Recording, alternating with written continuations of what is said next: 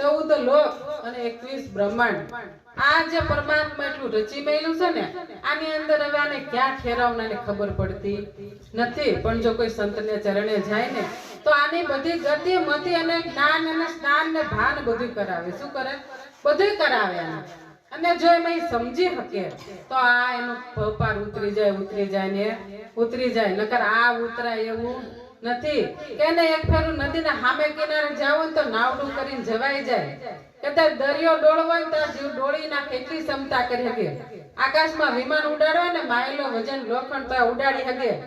પણ એક આ ભવસાગર માંથી તરવું છે ને બહુ અઘરું છે એટલે તોરેલે ઝાડે જાને એના કપડા ધોવા મળ્યા શું કામ ત્યાંનો અહમ ઓગળે આ અહમ ને એવું ગણે ને તો હું ત્યાંનાથી ભજન થાય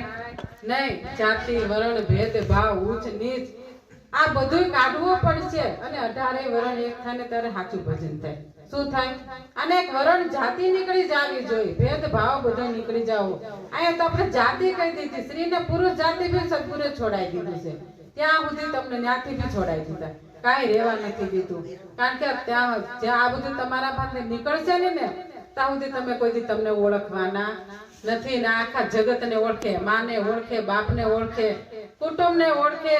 આ સંસારમાં શું રચના પરમાત્માની છે